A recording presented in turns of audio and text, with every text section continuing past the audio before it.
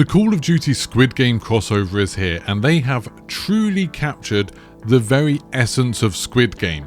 But the problem is that the spirit of Squid Game is very, very rich people setting up some pointless and menial childish games to waste the time of a bunch of poor people in order to make a huge amount of money. And that's exactly what Activision have done, so bravo, I guess? For anybody who hasn't watched the TV show Squid Game, it's basically about a crazy game show where poor people are encouraged to join in order to win some money. They've got the chance of winning a huge amount of money, but a massive risk of them dying. They play a bunch of kind of menial and stupid children's games while a bunch of billionaires bet on them, and that's kind of how the people at the top are making money, I guess. In Call of Duty, they've added a new event, and I've got some problems with it. I've got some real thoughts about it. They've added something for multiplayer, zombies and Warzone, so we're going to go through all three in this video. First of all, the multiplayer. The multiplayer, the main mode is kind of red light, green light. That's the main thing that they want you to focus on, I think. Basically, you go onto red card on a football pitch and you play the first game from Squid Game, where there's a big doll at the end and it faces away from you, and then it's green light and you can go while it sings, and then it will turn around, and if anybody's moving when it turns around and stops singing, they are immediately killed. In Call of Duty, in the mode that they've added for this, you go in against a bunch of other players, and yet you just have to run across a football pitch and stop whenever the doll turns round. Of course, in classic Call of Duty fashion, this is quite buggy and quite laggy. In the show, as soon as the doll turns around, you can start running. In the game, that will actually get you killed. Instead, you have to wait until the thing pops up on your screen saying green light. And I've seen a bunch of people die who didn't seem to be moving at all. They also tried to add a couple of twists, like there's 3 rounds, so if you survive the first round, you then go back in, but there's a chance to pick up a knife so you can go stab people and try and kill other people. You can pick up some of the money from the players that die. I don't really know what the point of that is, whether that helps you to win, I don't really know. In the one of these that I managed to win, I got all the way to the end, had actually killed somebody along the way, and then it forced me to sit through the rest of the timer while every other player was dead. So yeah, that was great. It's kind of a fun little mode. I think it would be awesome in private games, but of course they didn't put it into private games. Maybe not yet, maybe like Prop Hunt, they'll add it in a couple of weeks or something like that. But it's kind of a one and done. Like, I played it, I tried a few different rounds of it just to see how it worked and to record footage for this video, and then I kind of never really want to play it again. There are also some other aspects to the multiplayer. There's this pentathlon thing where you kind of go into a normal multiplayer match, but the objectives change lots of times throughout the game. And that's actually a kind of cool idea. So sometimes you might be playing kill confirmed, then you might be playing a bit of domination. They've tried to kind of add Squid Game twists onto that, but it's not very interesting really. There is a new kill streak which does the red light, green light thing, where just the enemy team, if they move when it says red light, they all die. So that's kind of cool, I guess. There's a new mode where you pick up a hand cannon and it's kind of like Russian roulette, because there's a bit of that in Season 2. And if you shoot people with it, it's like a hand cannon, so it's a one-hit kill, but it has the chance to explode in your hand. If you get kills with it, that's really cool. You get loads of extra progress towards your kill streaks, but if it explodes in your hand, you just immediately die. So it's not something that you can kind of use skill for it. It's just a little bit of risk-reward, I guess. And then there's also a mosh pit of Squid Game infused modes where you're just playing normal modes but with the kind of Squid Game twists from Pentathlon. So the multiplayer stuff is kind of, it's okay, it feels a little bit random, it feels a little bit buggy and maybe, I don't know, not polished is probably the way that I'd put it, but it was fun enough to play for like an hour or so. I don't think I'll play any more of it ever again, but for an hour it was kind of entertaining. The zombies mode is called Green Light, Dead Light, and this is a little bit weird. So this puts you on Citadel de Morts, which by the way has directed mode now, which feels a bit strange. It feels a bit early for that, like they weren't warning us. Apparently you can still get the special calling card for doing it before directed mode releases, even though directed mode has released. I don't know, it feels a bit like they don't really know what they're doing right now. But anyway, you can go into the zombies map, just Citadel de Morts on this red light green light, dead light, that's what it's called. And you'll see there's the doll about, and basically while you're playing, there'll be 3 different modes for the doll. So there's green light, which means you can play as normal, the zombies act as normal, and you get double the amount of points while you kill them. There's also a bunch of power-ups that are a little bit different in this, like it feels the reward one gives you double points as well if it's in green light, 'cause it's just like you've got double points on all of the time. I'm not sure if any of the others do anything different, they just look a little bit different.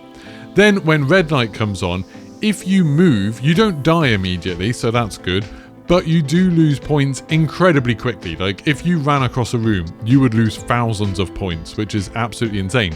So obviously in zombies, that can put you in a bit of a scary situation because you're trying to hold perfectly still. You don't want to kill too many zombies because you only get half as many points for killing them during red light. So you don't want to kill too many, but you do need to sort of stop them from coming over and killing you. So that's kind of interesting. And then there's dead light. So dead light makes all of the zombies' eyes go purple. They don't take hardly any damage. You do like 1 damage to them if you shoot them. They all go at full speed as if rampage induces on. And I don't know if they do more damage, but it definitely feels like they did a lot of damage. So that's kind of scary, obviously, while you're running away from them. Little bit freaky. Now, if you want to play this mode, I would stop watching this video now because the next bit is a little bit spoilery for what happens as you progress through this. So, the weirdest thing about this mode, and I think it's super strange that they've decided to do this, and maybe someone in the comments will be able to explain what the thinking was behind this, but they've decided that once you get to round 10, you will automatically have to exfil. You don't have to like activate the exfil or anything like that. It just immediately, the exfil starts at spawn. You have to kill the zombies. There's nothing special. There's no abomination. There's no like special zombies spawning for it or anything like that. You just immediately have to exfil, and then the game just ends as normal. There's a little bit of kind of different music on the end screen, but that's it. Like, there's nothing else. I really don't get why they're doing that. It's such an anticlimax. And it feels really weird because obviously on Citadel de Mort, you need to get to round 10 before you can really start doing the Easter egg and getting the swords and stuff, which, by the way, have been buffed in this patch. But you can't get the swords because round 10 is an exfil round. The zombies with the kind of buckets on their heads don't spawn, so you can't complete it. You can't do any of the Easter egg. Instead, you just get kicked out. It would have been kind of interesting to have this as a challenge mode, see how far you can get with, you know, the whole deadlight mechanism. Can you do the Easter egg with it? Imagine trying to do the last boss with this going on. It would be an absolute nightmare. But no, you can't. It just kicks you out at round 10, which feels really, really odd. Now, before we talk about Warzone, let's talk about some of the other aspects of this Squid Game crossover. Now, like whenever Call of Duty does crossovers, or any of these free-to-play games do it, I know Call of Duty isn't really free-to-play, but part of it is, Warzone is. They do bundles, they do skins, and there's a bunch of skins for this. So you get a free one, which is basically a skin for operators that are already in the game, which makes them look like Squid Game contestants. And then there's going to be bundles for the VIPs that have like the gold masks, and I think there's going to be one for the doll thing, which is really weird. Apparently it's a separate operator, so it'll have its own voice lines. That's not in the game yet, but sounds kind of interesting. And then there's also the frontman. Now, to get the frontman, you have to buy a special event premium pass, and this is a new thing for Call of Duty. Normally with their events, they don't do that. They started experimenting a bit with, in the events, just with Black Ops 6, they started doing, hey, if you've bought Black Cell, then you can get some extra stuff in the event. But now, no, if you want to take part in the event, you just get some basic stuff. You get those basic sort of player skins, I guess, from Squid Game. But if you want the frontman skin for it, you're going to have to buy this special event pass. So for this season, for season 1 of Black Ops 6, there is the Battle Pass, which will get you a certain number of skins. Then you have to buy Black Cell, which you can't use COD points on, so you can't use COD points you've got from previous Battle Passes. You have to pay for to get Black Cell, and then you get the proper version of the Battle Pass, where you get other versions of a bunch of skins and a couple of extra bits. And then, with this event, there's essentially another Battle Pass for you to buy in order to get the frontman operator. And that's ridiculous enough. I think having essentially 3 Battle Passes for one season feels insane. I've been saying for a long while that Call of Duty should have a subscription, that they should do something like where you pay £10 a month to get access to Warzone, multiplayer and zombies, and then kind of everything else should be included in that. They've decided instead they want to charge you as much as they possibly can, as frequently as they possibly can, if you just want to kind of get the basic progression system that's in the game. Now, a part of me doesn't care about this because it's just cosmetics, you know, it doesn't really matter too much. It's just to get a load of pretty little things to make your character look different. So you could easily ignore this, play the game as usual, and you're still getting some stuff for free. So that doesn't sound too bad. But I've already seen in my chat and online a bunch of people saying like, oh, I should buy that, I should get that. You know, it's not too bad. It's only like 1100 COD points or something like that. It's like a tenner. And you know that there's going to be a bunch of people who are making maybe poor decisions to buy a bunch of this stuff because they're wrapped up in, you know, the Squid Game stuff, or they're wrapped up in the idea, you know, a bit of FOMO that this is only a limited time event, so they want to buy it so they can get the stuff and show it off while they're doing the Squid Game events. It just feels a little bit scummy. And then to make it even worse, let me just show you the special skin that you can only get if you buy the event pass. Yep, that's right. This is Rose again, isn't it? For those of you who can't remember, or those of you who started playing Warzone recently, back in Warzone 1, they added a skin to the game that basically broke the game. It was a skin for a character called Rose, and it was all black and not particularly reflective or anything like that, and it made her almost impossible to see in the shadows. It was so bad that they not only changed the skin, they actually changed the lighting on the maps, specifically because this skin was such a problem. Every time you went into a game, every player that was trying really hard would be wearing this skin because it was so ridiculously overpowered. Luckily, they got rid of all the skins from Warzone 1, they started again, and none of the new skins had that same problem. And now they've added a new skin in that you can only get by buying this event pass that is covered in black leather, is very, very difficult to see. This seems like maybe they're thinking, oh, I don't know if people will go for this, I don't know if people will buy a third battle pass within one season, and then they're like, oh, how could we do it? I know, we could put in a skin that is ridiculously overpowered. Now, obviously, because this is at the end of the event pass yet, I haven't had a chance to play with it in-game. I don't actually know how it looks in-game. Maybe it's fine, maybe it's super shiny in-game and everyone can see it, but it sure doesn't look like it.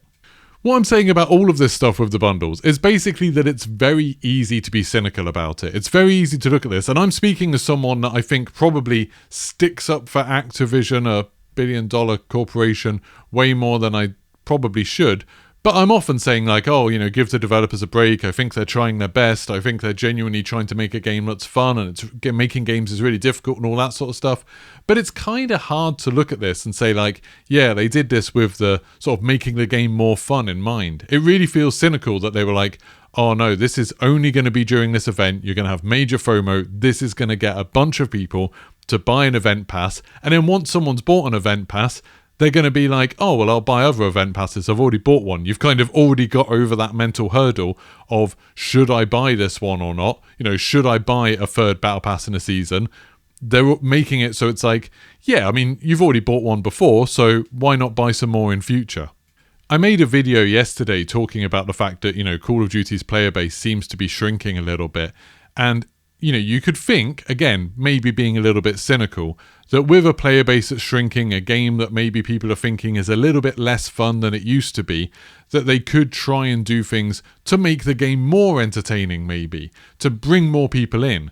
But instead, it feels like they're trying to milk the players they have remaining for every last penny they possibly can. That rather than doing something that will make the game more fun, they're actually actively ruining the game. You know, if they keep this whole thing that they're saying, of course you can keep on using your operators in Warzone across games and stuff like that, they're potentially causing a problem for themselves for years to come of having this character that's incredibly hard to see. And what do they do after this event's over? If it does become a problem in Warzone, are they just going to be like, okay, we'll just leave it in and accept that there's now a ridiculously overpowered skin in the game, or possibly make more in future, or change it and then kind of annoy all the people that spent £10 or however much to get it in the first place, like they did with the Rose skin the first time round? It just feels very short-sighted. It feels like they're just trying to squeeze a bit more cash out of all of you lovely people who are, you know, wanting to do the best you possibly can in Call of Duty. The people who have stuck by Warzone, they've decided, yeah, let's get a little bit more cash out of them before they bail on the game entirely. Anyway, all of that out of the way, there is one thing that I think is quite positive about this Squid Game thing, and that is the Warzone mode. At first, I really didn't like it. I think there's a lot of frustration involved, but it does feel genuinely different, and it leads to some kind of fun moments. So, the Warzone Squid Game mode, basically, you drop into a normal match of Warzone in Urzikstan. It's only quads, as far as I can tell. It would be kind of cool to have a solos version of this, I think. But as well as playing a completely normal game of Warzone, you also have a bunch of other things going on. So there's constant challenges that will say things like, fire the most bullets, stay in the air for as long as possible, get to the highest elevation possible, do the most damage to vehicles that you possibly can.